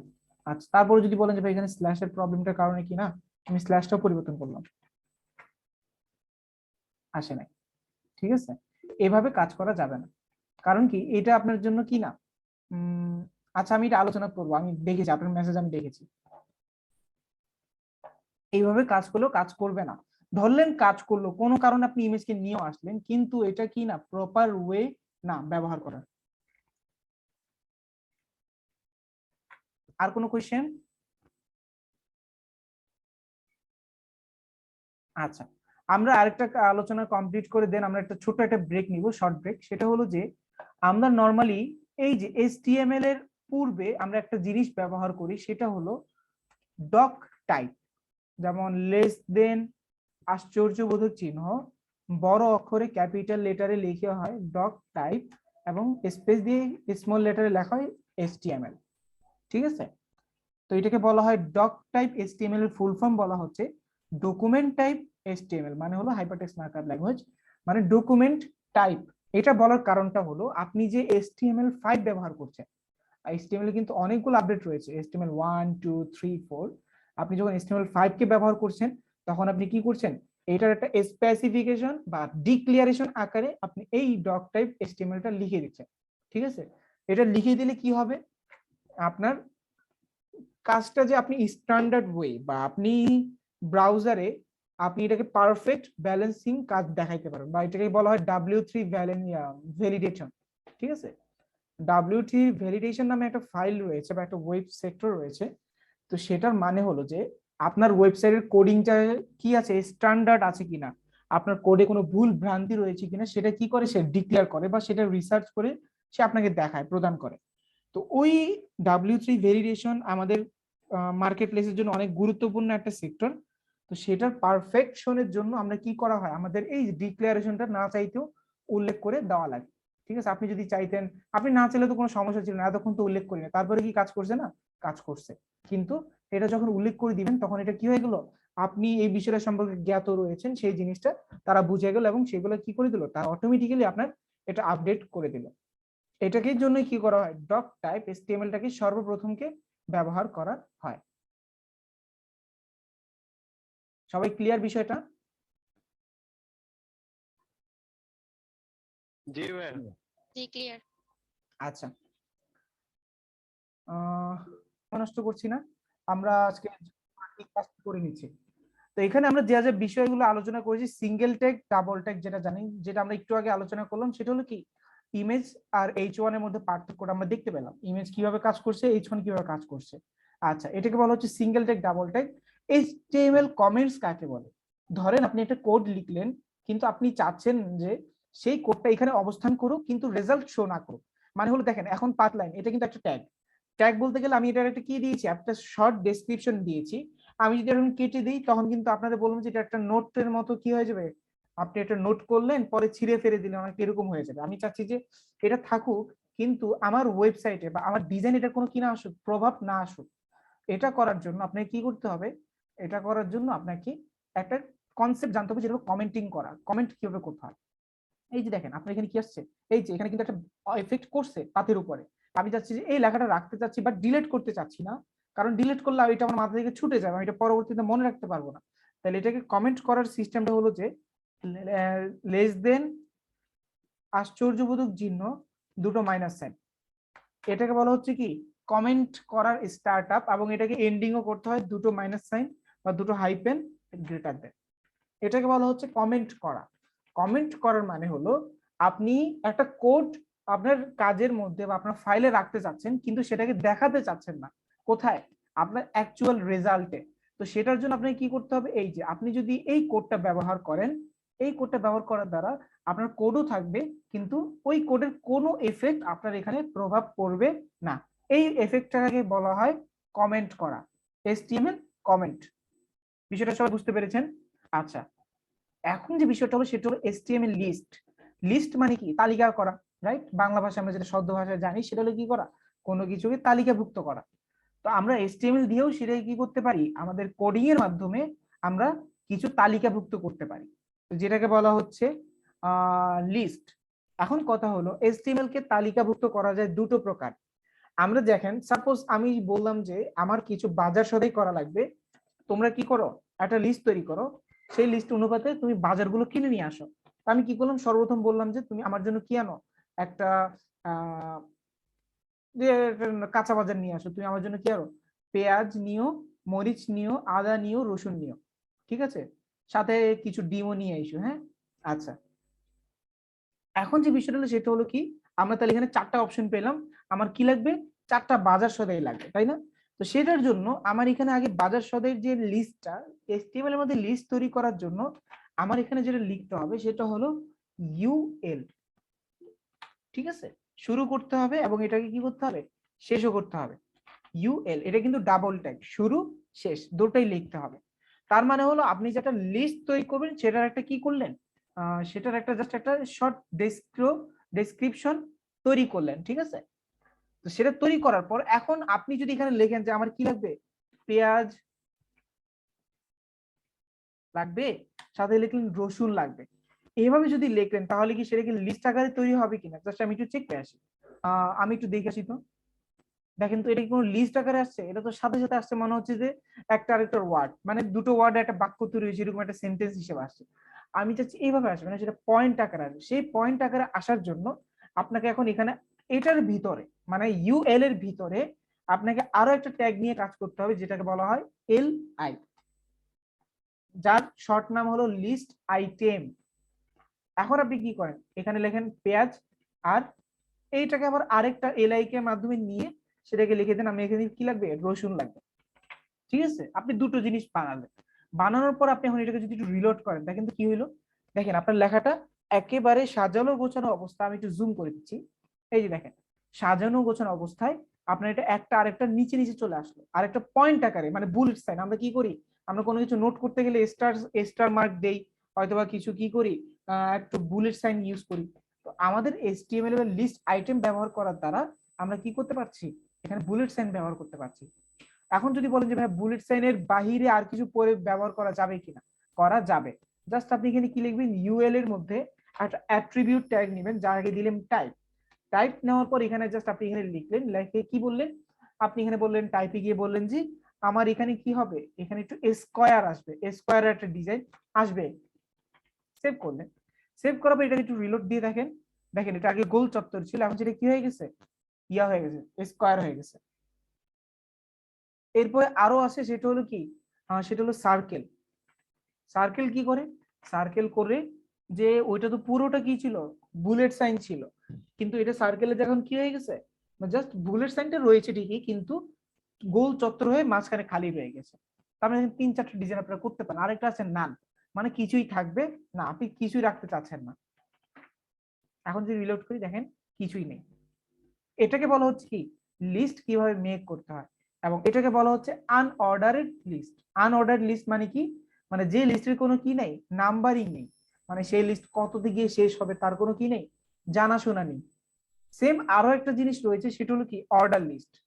অর্ডার লিস্ট মানে কি, অর্ডার লিস্ট মানে হলো আপনার যে লিস্টটা তৈরি হলো, বা আপনি যে ওয়েবসাইটে কি করবেন, একটা লিস্ট তালিকা করবেন, সেটা নাম্বারিং এর মাধ্যমে তালিকা করবেন। যেমন আমি UL এর টাইপটা এখানে কেটে দিলাম। অর্ডার লিস্ট একেবারে সবকিছুই same to same, just UL এর ক্ষেত্রে খালি ইউ এর জায়গায় ও বসবে, এন্ড দ্যাটস ইট, ঠিক আছে? এই যে OL দেওয়ার দ্বারা কি পার্থক্য আপনি দেখতে পাচ্ছেন, যদি আপনি একটু রিলোড করে, এই যে দেখেন OL এর দ্বারা পার্থক্য এখানে নাম্বারিং করে আসছে। নাম্বারিংটা যে কোনো অক্ষর দিয়ে হতে পারে, ABCD দিয়েও হতে পারে। জাস্ট আপনি এখানে লেখেন টাইপ, টাইপ লিখে এখানে লিখলেন A, মানে আপনি ABCD দিয়ে করতে যাচ্ছেন। রিলোড, এই যে দেখেন AB। আবার যদি বলেন যে আপনি রোমান সংখ্যা দিয়ে করতে যাচ্ছেন, I, ইংরেজিতে I মানে রোমান সংখ্যা, এই যে রোমান সংখ্যা, ঠিক আছে, কিন্তু আমি যদি বাংলা দিয়ে ট্রাই করি দেখি তো বাংলা অক্ষর দিকে কাজ করবে কিনা। সরেও এটা না, সরেও, যেহেতু বাংলা কোনো ইন্টারন্যাশনাল ওয়ার্ড না, সেটা কি হবে, ডিফল্ট আকারে 1 2 আসবে। ঠিক আছে, ঠিক আছে, সরেও দিয়ে হচ্ছে না। আমরা ক দিয়ে দেখি তো ক দিয়ে কাজ করে কিনা। না, দেখেছেন, কোনো কাজ করছে না। তার মানে হলো শুধুমাত্র এবিসিডি দিয়ে এবং রোমান সংখ্যা দিয়ে কি করা হয়, সে নিজেকে ইয়া করতে পারে, কাউন্টিং করতে পারে। অন্য কোনো ইয়া দিয়ে, ল্যাঙ্গুয়েজের ভাষা দিয়ে সে কাউন্টিং করতে পারে না। এই হলো আমার লিস্ট, কিভাবে লিস্ট তৈরি করতে হয়। তো আমি লিস্ট বানানো শিখতে পারলাম, তাই না? আমি এখন এটার ওয়েটটা কমায় দিয়ে 1000 এর জায়গায় 100 করে দিলাম। এই যে আমার ইমেজটা কি হয়ে গেল, ছোট হয়ে গেল। আমি এখন ওয়েবসাইটটাকে একটু ইয়া করে দিই। এই যে এটা হলো আমার ওয়েবসাইট অ্যাকচুয়াল ইয়া। ইমেজটা বেশি ছোট হয়ে গেছে, আমি ইমেজটাকে কি করলাম, 500 পিক্সেলে নিয়ে আসলাম, তাহলে ইমেজটা একটু বড় হবে মোটামুটি। আচ্ছা, দেখেন একটা জিনিস খেয়াল করেন, এখানে ইমেজও আসছে, সাথে কি আসছে, একটা হেডলাইনও আসছে। আমি এখন চাচ্ছি আরো একটা ইমেজ, আরো একটা হেডলাইন, ডাবল ডাবল। তাহলে আমি কি করলাম, এটাকে ডুপ্লিকেট করলাম, কন্ট্রোল ডি দিলে কি হবে, আপনি যে লাইনের উপর থাকবেন সেই লাইনটা ডুপ্লিকেট হয়ে যাবে অটোমেটিক্যালি। ঠিক আছে, এখন যদি আমি একটু রিলোড করি, দেখেন দুটো পিক ইমেজ, দুটো হেডলাইন, দুটো ইমেজ আসছে, তাই না? কিন্তু এখানে একটা বড় কোয়েশ্চেন আছে, সেটা হলো যে হেডলাইন দুটো নিচে নিচে আসলো কেন, আর ইমেজ গুলোই পাশাপাশি আসলো কেন? হয়তোবা যে কোনো একটা পাত লাইন আসতো, হয়তোবা সবগুলো নিচে নিচে আসতো। যেমন দেখেন হেডলাইন আমি কি লিখেছি, দুটোতে লিখেছি, দুটো H1, দুটো ইমেজ, কিন্তু পার্থক্যটা কোথায় আসলো, এখানে আসলো হেডলাইন দুটোটা নিচে নিচে আসলো, ইমেজ গুলো পাশাপাশি আসলো। এই যে এইখানে যে পরিবর্তনটা এখানে আপনি দেখতে পাচ্ছেন, এই পরিবর্তনটা করা হয় এলিমেন্টের মাধ্যমে, বা এই পরিবর্তনটা অলরেডি ডিফল্ট আকারে তৈরি করা হয়েছে কার মাধ্যমে, এলিমেন্টের মাধ্যমে। তার মানে এলিমেন্ট আবার দুই প্রকার, inline element, block line element. ঠিক আছে, এই যে এখানে যে আপনার এলিমেন্ট সম্পর্কে একটা জিনিস আছে, HTML এলিমেন্ট কাকে বলে, এই এলিমেন্টটা আবার কয় প্রকার, দুই প্রকার, inline, block line. Inline element কাকে বলে, ইনলাইন এলিমেন্ট যাকে বলে তাহাকেই বলে যায় কি হয়, পাশাপাশি অবস্থান করতে পারে, তাদেরকে ইনলাইন। যেমন এই যে ইমেজ দুইজন পাশাপাশি অবস্থান করতে পারছে, তার মানে কি ইমেজটা একটা কি ইনলাইন। কিন্তু আমার এই যে H1 গুলো বা H1 এর যে হেডলাইনটা একটা, সে পাশাপাশি অবস্থান করতে পারছে না, তাহলে তাকে কি বলা হচ্ছে, তাহলে তাকে বলা হচ্ছে ব্লক লাইন। ঠিক আছে, এই হলো এলিমেন্ট। আমরা এলিমেন্টও যদি চান যে ভাই এলিমেন্ট কিভাবে আমি সার্চ করবো, বা স্যার আমি এলিমেন্ট কিভাবে খুঁজে পাবো, জাস্ট আপনি এখানে লিখলেন HTML এলিমেন্টস, এলিমেন্ট তো অল এলিমেন্টস, তাহলে আপনি বলেন যে ইনলাইন এলিমেন্টস, এই HTML ইনলাইন এলিমেন্টস লিস্ট অথবা HTML block line elements list. তাহলে কি হবে, এই যে দেখেন HTML block and inline elements কাকে বলে, এগুলোর সবকিছু ডেসক্রিপশন কিন্তু আপনারা দেখতে পাবেন। এই যে এটা হলো ব্লক লাইন এলিমেন্টস, মানে কি, এগুলো লেখা যদি আপনি অ্যাড্রেস দিয়ে লেখেন, তাহলে ওই লেখাটা কি করে, পুরোটা লাইনকে ব্লক করে ফেলে। পুরোটা লাইন বলতে কি বোঝাচ্ছে, যেমন দেখেন আপনি যদি একটা জিনিস খেয়াল করেন, একটু ইনস্পেক্ট করি। ঠিক আছে, ইনস্পেক্ট মানে কি, ইনস্পেক্ট মানে হলো যে আপনি এখানে যা যা কাজ করছেন সেটার একটা শর্ট ইনফো বা শর্ট কাট। ঠিক আছে, এই যে যেমন দেখেন আমি যদি একটু কি করি, এই যে এখানে সিলেকশন বারে ক্লিক করে আমি এটার উপর মাউসটা রাখি, দেখেন তো কি হইলো, পুরোটা লাইন, এই যেখানে পুরোটা লাইন কি হয়ে গেছে, কালারিং হয়ে গেছে না? তার কারণ হলো পুরোটা লাইন কালারিং হওয়ার একমাত্র কারণ হলো এটাই, সেটা হলো কি, এটা হলো ব্লক লাইন। আর যদি আপনি ইমেজের উপর মাউসটা রাখেন, দেখেন শুধুমাত্র ইমেজের সেক্টরটাই কি হচ্ছে, অ্যাক্টিভেট হচ্ছে, তাহলে এটাকে বলা হচ্ছে ইনলাইন। ইনলাইন মানে কি, যাকে যে কি করতেছে শুধুমাত্র তার নির্দিষ্ট পরিমাণ জায়গা সে দখল করছে, কিন্তু ব্লক লাইনটা কি, যে তার নির্দিষ্ট পরিমাণ জায়গা নিয়েও পুরোটা লাইনকে সে কি করতেছে, কমেন্ট বা একেবারে ব্লক করে দিচ্ছে, তাকে বলা হচ্ছে কি, ব্লক লাইন। এই কয়েকটা বিষয় ক্লিয়ার, লিস্ট কাকে বলে, এলিমেন্ট কাকে বলে, বুঝতে পেরেছেন সবাই?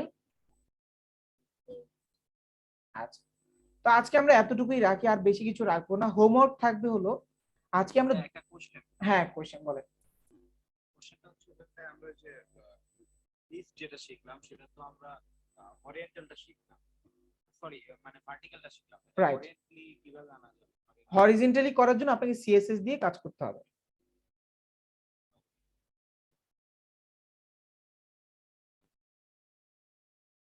আসসালামু আলাইকুম। ওয়ালাইকুম আসসালাম। আমার একটা কোশ্চেন ছিল। হ্যাঁ বলেন। কোশ্চেনটা হচ্ছে আমি 2 দিন ক্লাস করছি, 2টা ক্লাস করলাম, আমি অনেক কিছু বুঝেছি, আবার অনেক কিছু বোঝার চেষ্টা করছি। হুম হুম। ইনকেস আমি যদি এই কোর্সটা সেকেন্ড টাইম করতে চাই, আমার কি মানে নতুন করে অ্যাডমিশন নিতে হবে বা কোনো প্রসেস আছে, নাকি আমি জাস্ট অফিসে জানিয়ে আবার যে কোনো একটা কোর্সে? হ্যাঁ, এখানে একটা বিষয় হলো কি, আচ্ছা এগুলো তো আর রেকর্ডের প্রয়োজন, আমি এগুলো কমেন্ট দিয়া করে অফ করে দিই।